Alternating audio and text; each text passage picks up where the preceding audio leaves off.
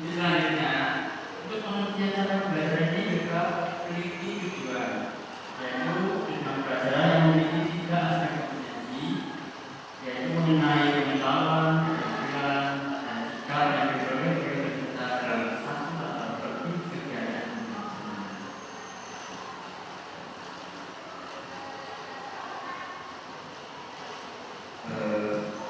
Jadi teman-teman di fase F ini TP-nya itu ada yang pertama peserta didik mampu menyajikan gagasan, pikiran, dan kreativitas dalam berbahasa dalam berkelompok, dialog, dan juga bicara secara logis, sistematis, kritis, dan kreatif. Nah, pada materi yang akan dibagikan ini mengenai tentang teks pidato.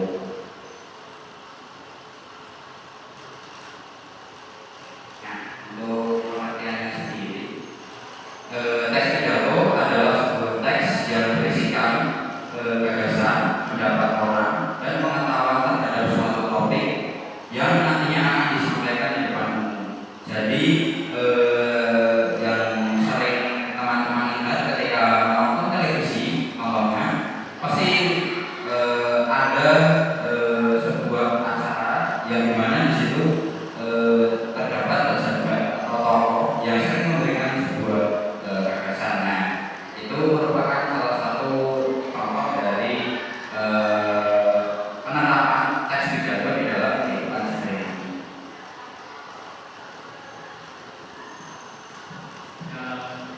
Pada teks pidato ini memiliki empat ciri-ciri, yaitu memiliki kesimpulan, memiliki tujuan yang jelas, isi dari materi jelas, dan mudah dipahami. Materi berisi wawasan yang menarik perhatian. Ketika keempat ciri-ciri ini, itu tuh teks pidato itu memiliki dari semua kesimpulan. Jadi pidato juga memiliki kesimpulan tentang isi-isi yang ada pada pidato yang diberikan.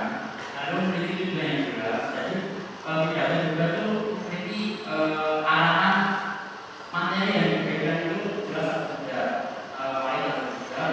Lalu dari isi materi itu bisa mungkin bisa dipahami dengan jelas agar si pendengar saat mendengarkan pidato itu bisa mengerti makna apa yang disampaikan. Lalu kunci-kunci apa yang bisa dipahami. Lalu yang terakhir materi yang berisi. Oke, baik. Itu tujuan teks pidato. Di sini ada sebuah gambar mengenai pidato.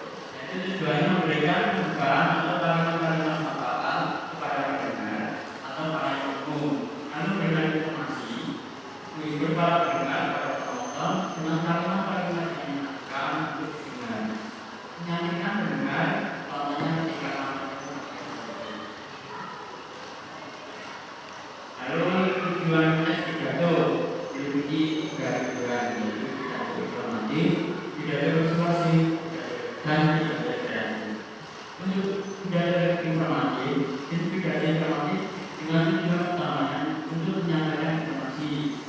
Lalu pidato persuasif, tujuan utamanya untuk mempengaruhi atau membujuk agar orang lain mampu menerima ajakan yang disarankan secara ikhlas tanpa tekanan.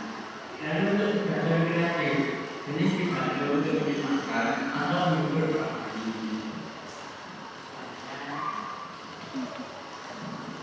Baik teman-teman, kalau tadi jenis teks pidato ya berdasarkan tujuannya. Kalau yang ini berdasarkan isinya. Yang pertama ada pidato impromptu. Pidato impromptu merupakan jenis pidato yang dilakukan secara tiba-tiba, spontan, tanpa persiapan sebelumnya. Apabila kamu sedang menghadiri sebuah acara pertemuan, tiba-tiba kamu atau ada orang lain yang tiba-tiba dipanggil untuk menyampaikan pidato, maka pidato yang kamu atau orang lain lakukan disebut impromptu. Jadi pidato impromptu ini biasanya terjadi secara tiba-tiba. Pidato impromptu lebih kepada mengungkapkan perasaan pembicara yang sebenarnya, karena pembicara tidak memikirkan terlebih dahulu pendapat yang disampaikannya. Bisa juga dibilang bilang ini merupakan pidato yang jujur. Kemudian gagasan dan pendapat pembawa pidato datang secara spontan sehingga tampak lebih hidup dan bikin kamu untuk terus berpikir. Yang kedua ada pidato manuskrip. Merupakan teks pidato yang dengan menggunakan naskah, di mana juru pidato membacakan naskah pidato yang telah disiapkan dari awal sampai akhir. Istilahnya kita menyebutnya itu dengan membaca pidato, bukan menyampaikan pidato. Nah, ini sering kita lihat beberapa orang itu kalau menyampaikan pidato menggunakan teks, jadi dia tinggal membaca saja. Lanjut. Yang ketiga ada pidato memoriter. Merupakan pidato yang ditulis dalam bentuk naskah, lalu setelahnya dirifalkan kata demi kata. Pada pidato jenis memoriter ini, yang terpenting adalah kamu memiliki kemampuan untuk menghafal teks pidato dan mengingat kata-kata yang ada di naskah pidato dengan baik.